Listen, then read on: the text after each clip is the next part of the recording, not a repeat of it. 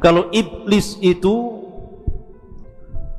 diberikan oleh Allah Subhanahu wa taala tangguhan usia karena dia sendiri yang meminta kepada Allah Azza wa Jalla, fa'angdirni ila yaumi yub'atsun, tangguhkan diriku sampai pada hari dibangkitkan manusia, dibangkitkan kiamat ini kepada manusia.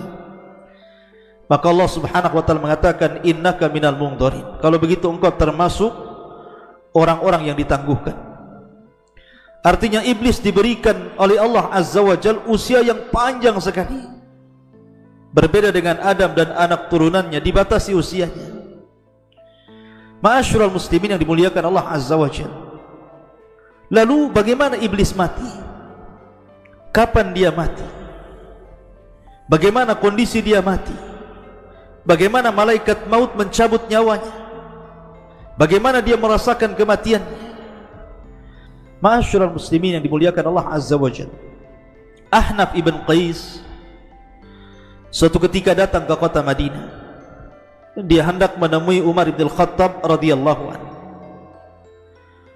Tiba-tiba dia melihat ada halaqah yang sangat besar, banyak orang yang duduk di situ.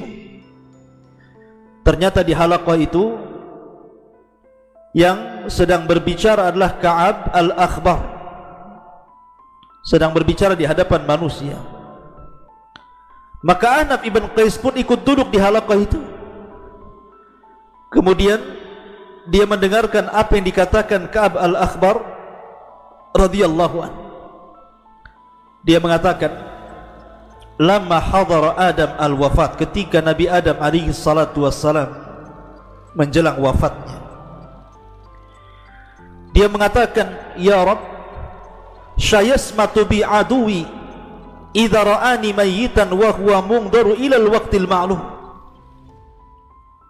Ya Rabb, tentu musuhku akan senang, akan bahagia apabila dia melihat diriku meninggal dunia sementara ditangguhkan usianya sampai waktu yang ditentukan diri. Maka Allah Subhanahu wa taala katakan, ya Adam, innaka turaddu ilal jannah wa yu'akhkharul mal'un ila nadhirati liyadhuqa bi'adadil awwalina wal akhirin alamul maut. Wahai Adam, tenang saja, kematianmu engkau akan langsung masuk ke dalam surga. Akan tetapi si mal'un, si iblis itu akan diakhirkan sampai batas waktu agar dia merasakan sakitnya dengan jumlah orang-orang yang pertama dan yang terakhir. Bagaimana orang-orang itu merasakan kematian, itulah yang akan dirasakan iblis. Kemudian Adam mengatakan kepada malakul maut, sifli kaifa tudhikuhul maut, sifatkan kepadaku bagaimana dia merasakan kematian.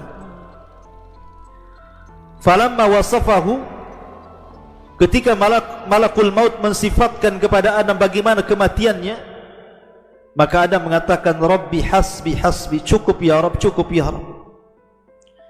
Maka ketika itu manusia yang hadir di halaqah Ka'ab al-Akhbar pun kemudian menangis.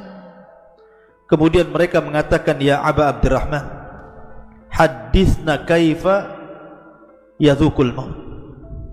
Wahai Aba Abdurrahman, ceritakan kepada kami bagaimana iblis merasakan kematian. Tetapi Ka'ab al-Akhbar enggan untuk menceritakannya, sehingga manusia merengek-rengek kepada al-Akhbar. Ka'ab al-Akhbar ini, ceritakan saja kematiannya kepada kami. Maka dia pun menceritakan dan mengatakan,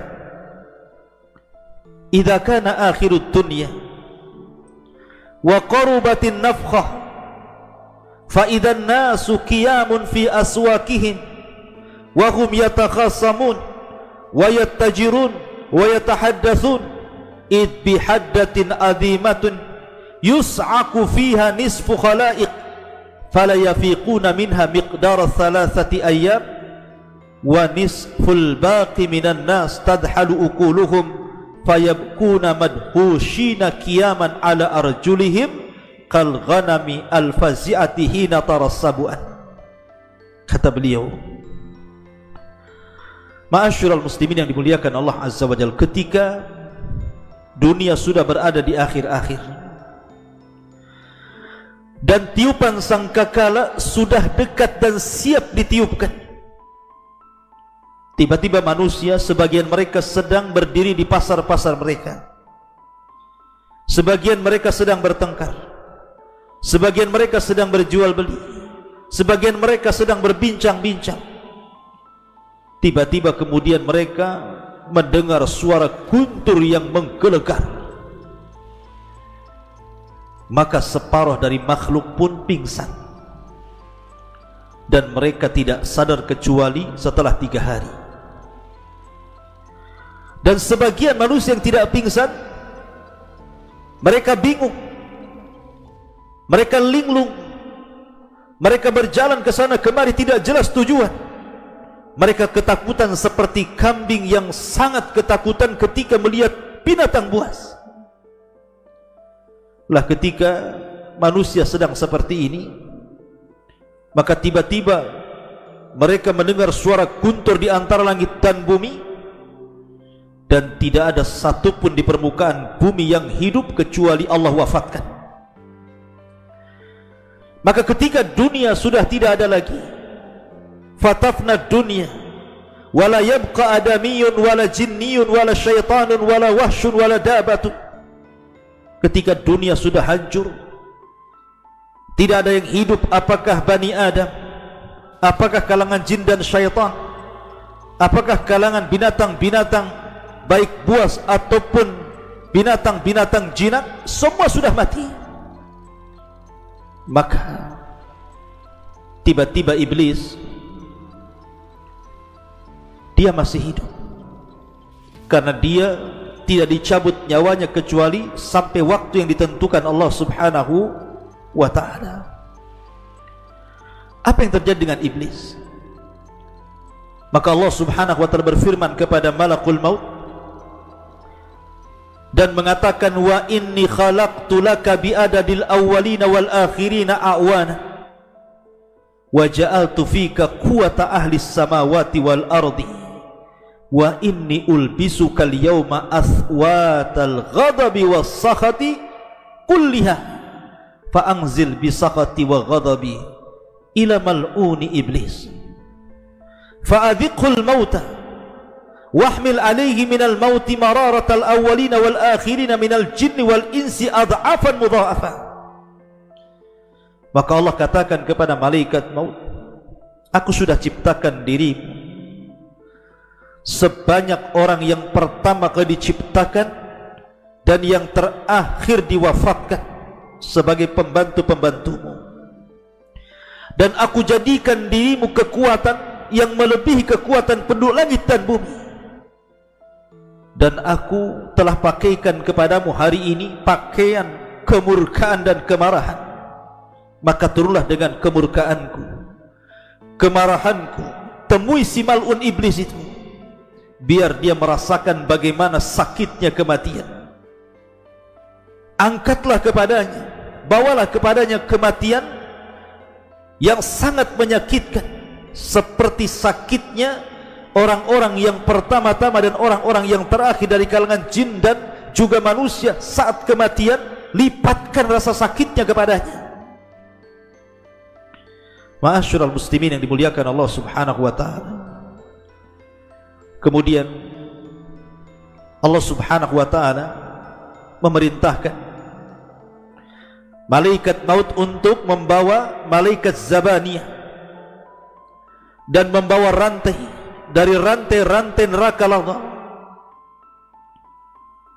Kemudian wa anzi ruhul muntina bi sab'ina alfa kilabatin min kalalibil lava, agar ruhnya dicabut dengan kalalib, besi-besi bengkok sebanyak 70.000 besi bengkok dari neraka lava. Kemudian Allah subhanahu wa ta'ala memerintahkan agar Malik membuka pintu-pintu neraka. Maka malaikat maut pun kemudian menemui iblis dalam bentuk aslinya di antara langit dan bumi, yang kalau seandainya penduduk bumi semuanya melihat bagaimana ngerinya malakul maut, tentu mereka akan meleleh saking takutnya melihat malakul maut.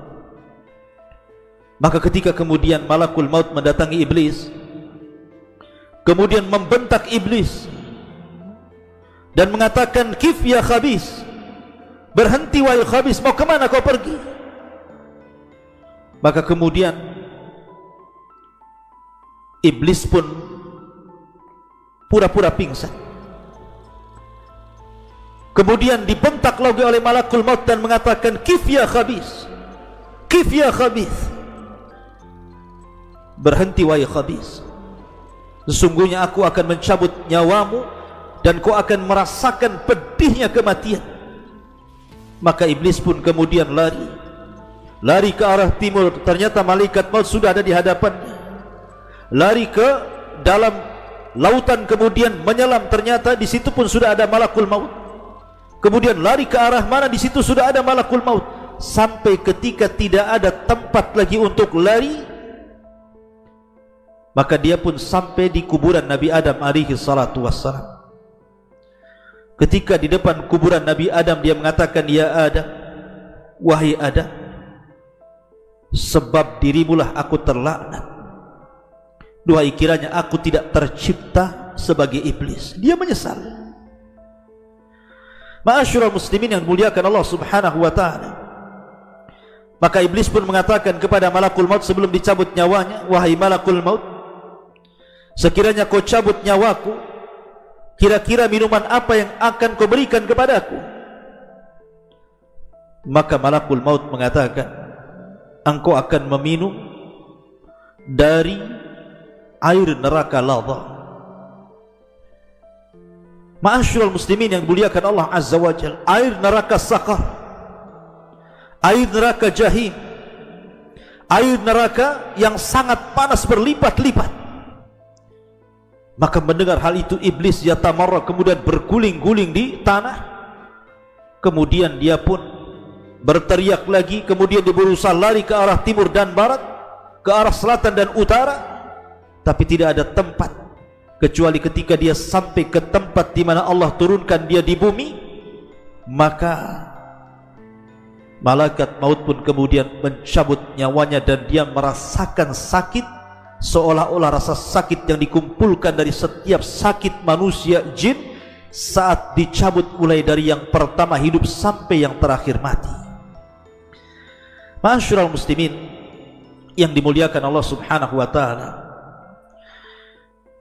kisah ini terdapat dalam Tanbih Al-Ghafilin bi ahadits Sayyidil Anbiya'i wal Mursalin dari Abi Lais As-Samarqandi Al-Hanafi yang wafat pada tahun 373 Hijriah. Akan tapi riwayat ini riwayat yang tidak ada sanadnya, riwayat yang tidak jelas sanadnya. Boleh jadi ini riwayat Israiliyat karena yang menghabarkanlah Ka'b al-Akhbar, dan Ka'b al-Akhbar ma'ruf dahulunya seorang pendeta yang masuk Islam di zaman Khalifah Umar bin Khattab, sehingga banyak mengkisahkan tentang kisah-kisah Israiliyat. Artinya tidak bisa dijadikan hujah tentang kisah ini, karena para ulama ketika mentafsirkan hadis, mentafsirkan Al-Quran ila yaumil waqtil ma'lum, bahwa iblis itu akan diwafatkan sampai waktu yang ditentukan. Sebagian mereka mengatakan bahwa hari itu adalah hari kebangkitan pada tiupan yang kedua, iblis baru diwafatkan. Ada juga yang mengatakan bahwa yang dimaksud ila yaumil waqtil ma'lum adalah pada tiupan yang pertama, dan ini yang sahih. Dan Allah subhanahu wa ta'ala serta Nabi SAW tidak menceritakan bagaimana wafatnya. Sebagaimana dijelaskan banyak ahli tafsir, di antaranya pendapat jumhurul ulama ketika mentafsirkan ila yaumil waqtil ma'lum, ai ila nafkhatil ula, sampai kepada tiupan sangkakala yang pertama, ketika manusia dibinasakan, jin dibinasakan, malaikat juga dibinasakan, maka iblis juga dibinasakan. Lalu bagaimana wafatnya? Wallahu a'lam. Apakah seperti yang saya kisahkan tadi? Maka saya katakan kisah yang tadi saya ceritakan itu adalah kisah Israiliyat yang tidak bersanad. Maka kita katakan wallahu a'lam. Bagaimana wafatnya? Wallahu a'lam.